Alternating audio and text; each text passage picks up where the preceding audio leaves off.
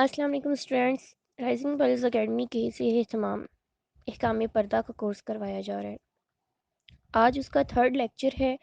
اور ہم احکام پردہ کے تھرڈ لیکچر میں پڑھیں گے کہ بیرونی خانہ جب ہم گھر کے باہر ہوتی ہیں تو ہمیں کس طرح سے پردہ کرنا چاہیے۔ پہلی بات تو یہ ہے کہ کل ہم نے پڑھی تھی اندرونی خانہ، اور اس میں ہم نے پڑھا تھا کہ سورۃ احزاب کی جو آیت نمبر 33 ہے اس میں اللہ تعالیٰ نے کیا فرمایا ہے، تم اپنے گھروں میں وقار کے ساتھ ٹک رہو۔ عورتوں کو یہ تھا کہ گھروں میں کس طرح سے رہیں۔ اسی آیت کا جو دوسرا حصہ ہے اس میں ہی، یعنی کہ سورۃ احزاب کی ہی آیت نمبر 33 میں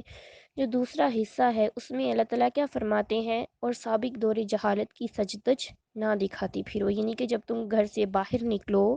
تو بن ٹھن کر، سنور کر، اور تنگ لباس پہن کر،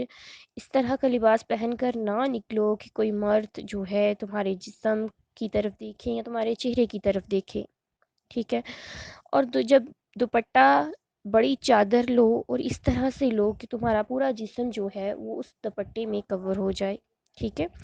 اس کے بعد ہے کہ سورۃ الاحزاب کی ہی جو آیت نمبر 59 ہے، اس میں کیا اللہ تعالیٰ ارشاد فرماتے ہیں، اے نبی اپنی بیویوں،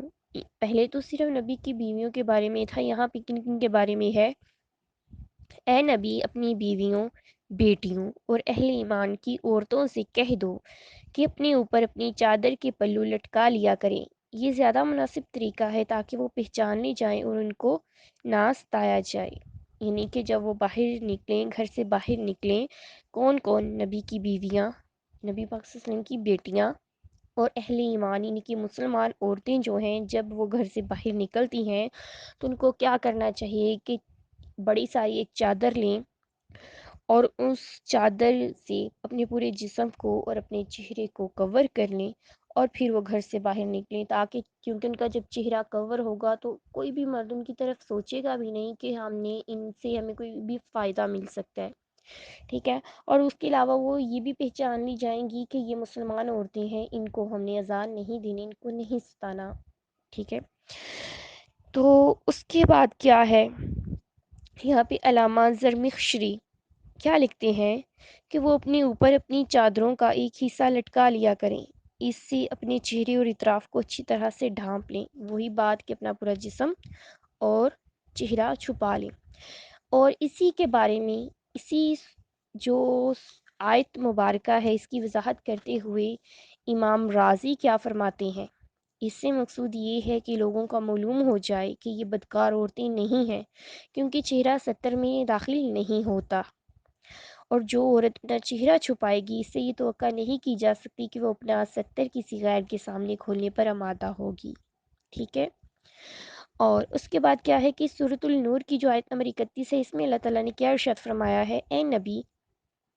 مومن عورتوں سے کہہ دو، یہاں پہ مومن عورتیں یعنی کہ مسلمان عورتوں سے کہہ دو کہ اپنی نظریں جھکا کر رکھیں اور اپنی شرم گاہوں کی حفاظت کریں اور اپنا بناؤ سنگار نہ دکھائیں۔ یہاں پہ اللہ تعالیٰ نے کیا فرمایا ہے کہ اللہ تعالیٰ نبی پاک صلی اللہ علیہ وسلم کو مخاطب کرتے ہوئے فرماتے ہیں کہ مومن جو عورتیں ہیں ان سے آپ فرما دیں کہ وہ اپنی نظروں کو نیچا رکھیں اور اپنی شرم گاہوں کی حفاظت کریں اور بناؤ سنگار نہ دکھائیں۔ بناؤ سنگار کرنے سے منع نہیں فرمایا، لیکن جو غیر محرم مرد ہیں ان کو بناؤ سنگار کر کے دکھانے پر، کہ ان کو دکھایا نہ جائے، بناؤ سنگار کرنے پہ منع نہیں ہے، اپنے آپ محرم مردوں کے سامنے اپنے شوہر کے لیے بناؤ سنگار کر سکتی ہیں، لیکن جو آپ کا شوہر نہیں ہے یا آپ کے محرم مرد نہیں ہیں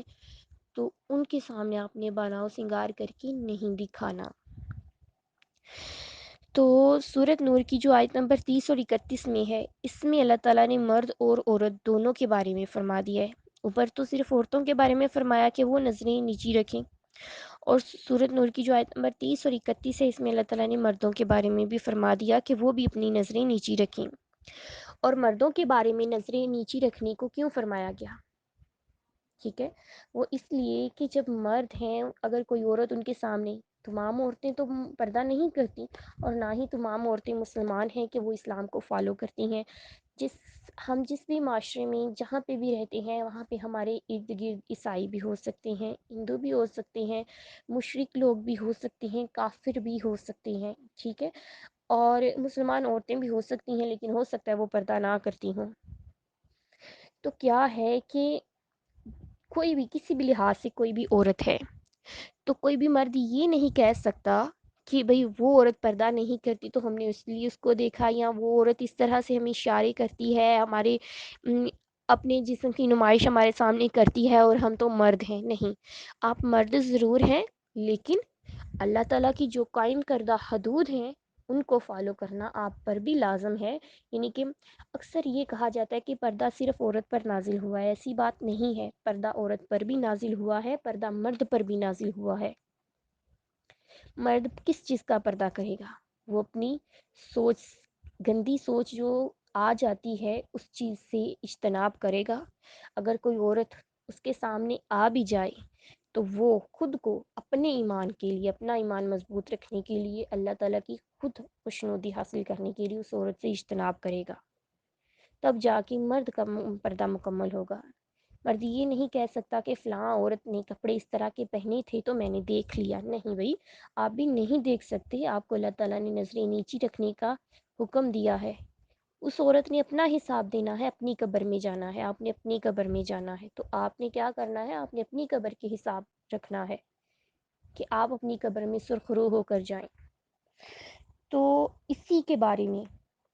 کیا ہے کہ رسول پاک صلی اللہ علیہ وسلم نے، کیا حدیث ہے رسول پاک صلی اللہ علیہ وسلم کی؟ رسول پاک صلی اللہ علیہ وسلم نے فرمایا ہے آنکھیں زنا کرتی ہیں اور ان کا جو زنا ہے وہ نظر ہے۔ یہ بخاری شریف کی حدیث ہے۔ یعنی کہ جو ہماری آنکھیں ہیں، جب ہم اپنی آنکھوں سے کسی کو دیکھتی ہیں، گندی نظر سے دیکھتی ہیں، تو اس وجہ سے دیکھنے میں کوئی حرج نہیں ہے، لیکن کس طرح سے کہ اگر ہم چل رہے ہیں، ہماری کہیں بھی نظر پڑ گئی ہے نا، تو اسی وقت ہم اگنور کر دیتے ہیں۔ یہ فرض کریں ہم اپنی زندگی میں روزمرہ کتنی چیزوں کو دیکھتے ہیں، لیکن ہم جتنی بھی چیزوں کو دیکھتے ہیں وہ سبھی چیزوں کو ہم اپنے دماغ میں محفوظ نہیں کر لیتے، نہ ہی ان کا پورا اسکیچ بنا لیتے ہیں۔ ایسی بات نہیں ہے ہم دیکھتے ہیں اگنور کرتے ہیں، آگے چلے جاتے ہیں، بس ایسے کہ کچھ تھا ہی نہیں۔